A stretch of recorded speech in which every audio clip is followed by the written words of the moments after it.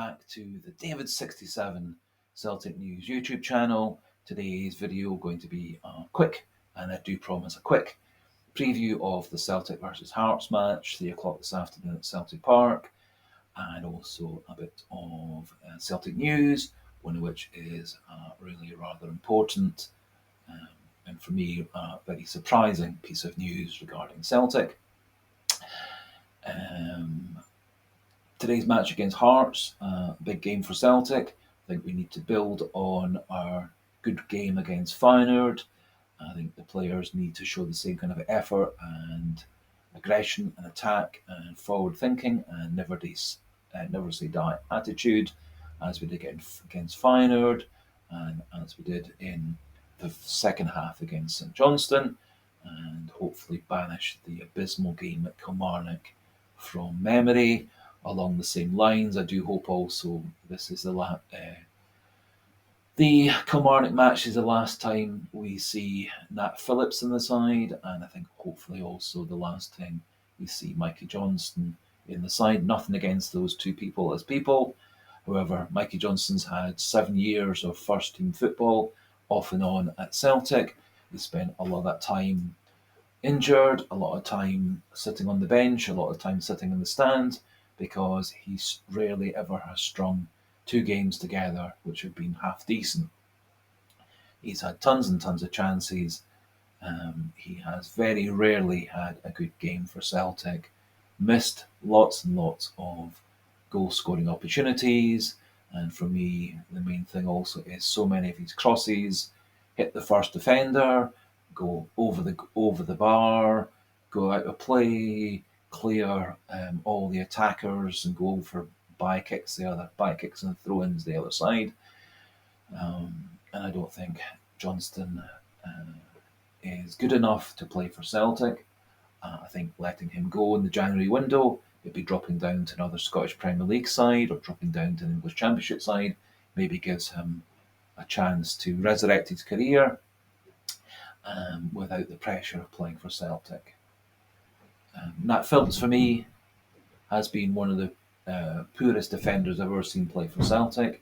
That performance against Kilmarnock took me back to the debut of a Chinese player called Du Wei, who made his debut back in 2006. The game was also Roy Keane's debut for Celtic. That was a cup match against Clyde, which we ended up losing 2-1. Clyde were miles below us in terms of quality and divisions. We made quite a few changes to the side, gave a few backup players a start, including Du Wei, who was on loan to us with a view to being bought from a Chinese club. And it was probably the worst defensive performance I've seen ever. And Du Wei lasted 45 minutes, and practically the next day he was flying back to China with his loan terminated months early. The other player that reminded me of was a player bought in the time that John Barnes was manager and Kennedy Dalglish was director of football.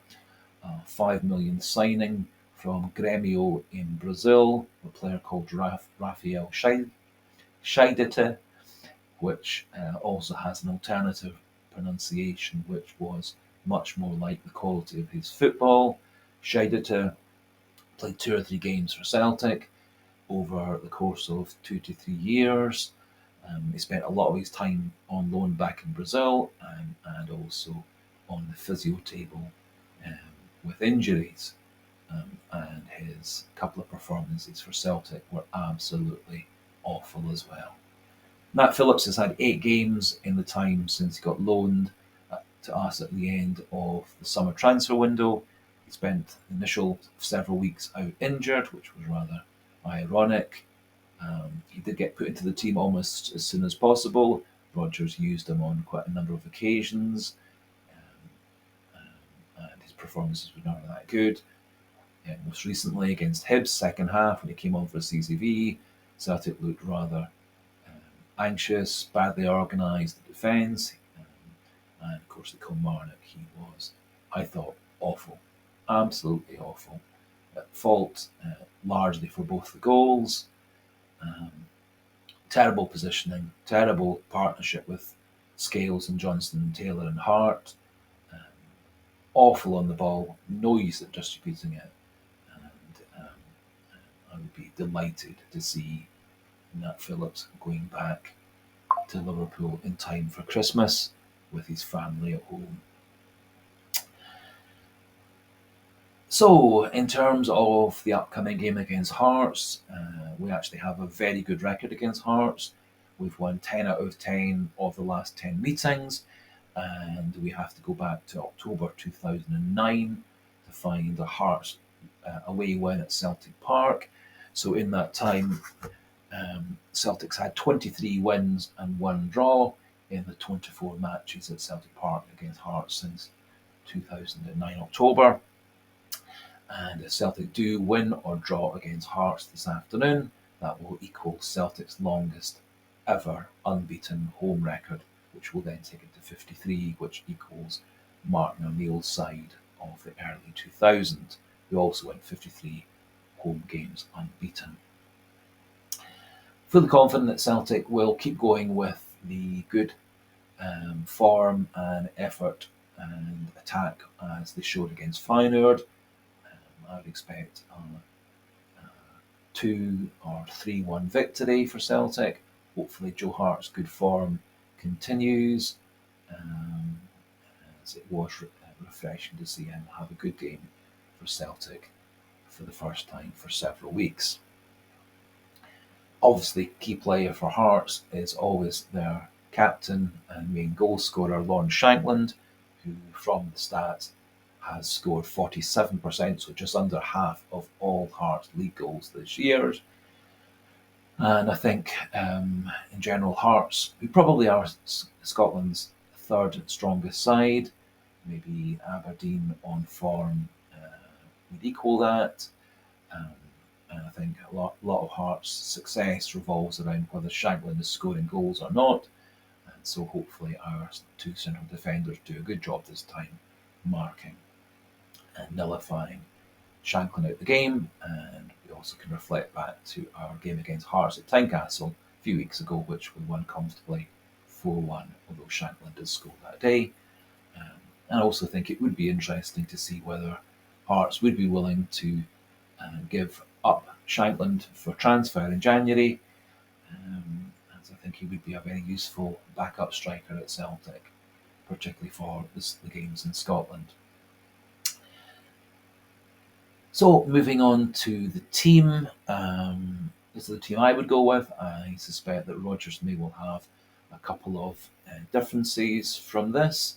However, my feeling is if a player is fit to be in the squad, they should be fit enough to start the game. And so basing on that, and basing on the expectation that Tomoki Iwata is going to be out injured, my predicted team would be Joe Hart in goals, Alistair Johnston at right back, Cameron Carter-Vickers coming back in at right side of central defence, with Gustav Lagerbielke beside him, and then Greg Taylor.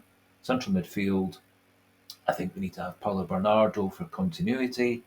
He's had a few games for Celtic, but Rodgers has been chopping and changing. Bernardo home, Turnbull, Iwata. I think that's causing a lot of confusion because obviously if Turnbull's playing, O'Reilly and McGregor have to do an awful lot of more of the midfield duties because Turnbull doesn't do anything in terms of defensive or normal midfield duties. He's only concerned about being at the top end of the park. If Iwata's on the side, obviously, Iwata does a lot of the more defensive, linking deeper midfield role, allowing McGregor and O'Reilly further forward, which I think is their best positions. Bernardo seems to have a bit more of a roving role, which does give O'Reilly and McGregor a bit more chance to get forward. And so personally, I would go with Bernardo midfield. On the right, I think we start Dyson Maeda out wide, Kyogo in the middle, and Luis Palma on the left. I think Maeda and Palma swapping wings also is a good option, off and on throughout the game. I personally would go for Kyogo rather than O up front, although if O was to start, I would have no qualms or fears because I think O is actually a very good goal scorer. I just feel that with a more settled midfield and with Maeda and Palmer providing service, that Kyogo's going to get back on his scoring form. Um, my preference would be also to have Lagerbielke in central defence, um, and moving um, Liam Scales over to left back. I think I may have made a mistake in the initial lineup. So my back four would be Johnston, CCV, Lagerbielke, and Scales, with Taylor dropping to the bench. I think we need a defender at left back and also more of a presence in the box for corners, long throws, free kicks, etc., etc. And Liam Scales, after all, is by trade a left back. It's what came to Celtic has. He's played a lot of his football at left back, and I think he's a good defender who also has got good skills distributing, passing, crossing, and moving forward. And so I think Scales would be a good option at left back until we can get a real solution in at left back. Lagerbielke for me is a very talented player, thrown in at the deep end with all the injuries Celtic had at the start. He had about 1 day's training before he made his debut. Straight then in after that into the Rangers match with the very inexperienced Scales beside him. Those two got a very partnership, 5 or 6 clean sheets together with Celtic. Lagerbielke did have that confidence knock against Feyenoord when he got sent off, and it didn't feel as if Brendan Rodgers defended him or supported him very much at all. He then got banished to the reserves, or actually banished to playing a couple of B team and friendly matches, apart from when he was in the Swedish international squad, making his debut and also scoring for Sweden at full international debut. So it does seem rather bemusing that a player who is in the Swedish international squad and good enough to start a couple of friendlies for Sweden isn't good enough even to get on the bench once CCV was back in the side. Then, reading this morning's news, it would appear that Celtic are putting Lagerbielke up available for transfer because we've got enough central defenders. If we go with Scales and Welsh and Nawrocki and CCV, I think central defence is probably one position where you probably need to have one more than you think you do because of the high risk of suspensions for centre backs who have a higher number of yellow cards than other positions statistically.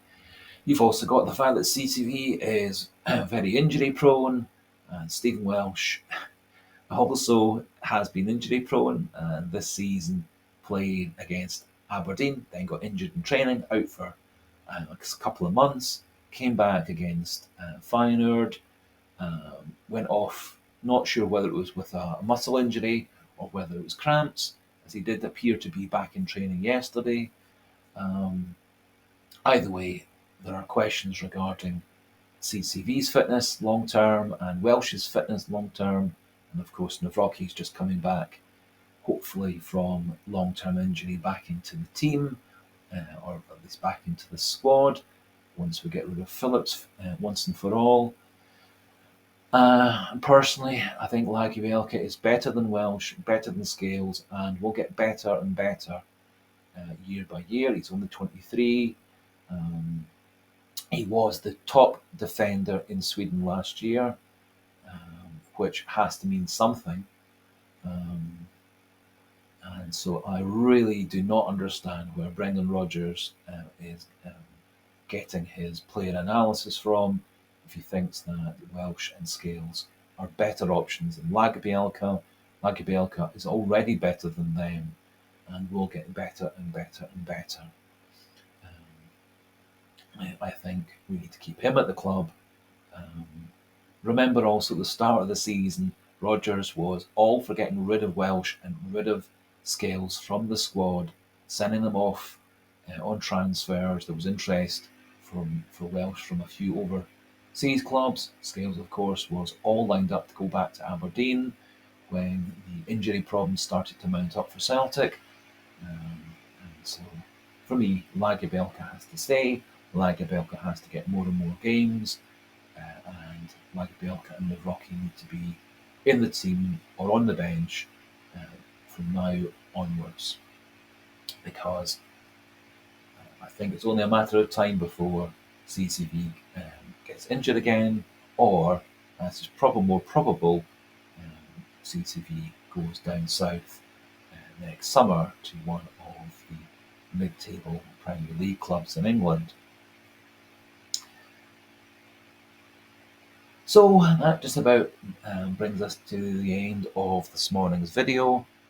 Just 15 minutes or so, and so not a long video. So just to recap, predicted team: Hart, Johnston as Ali Johnston, CCV, Lagerbielke, Scales, Phil Bernardo, Callum McGregor, Matt O'Reilly, and then out wide Dyson Liga and Lewis Palmer, and through the middle Kyogo. And we're going to go for a 2-0 or 3-1 win. My plan would be to do another video tomorrow as a post-match reflection, hopefully a good hearted, happy video rather than a moaning, sad video. And so until tomorrow, thanks for listening, thanks for watching, good luck Celtic, and hail, hail!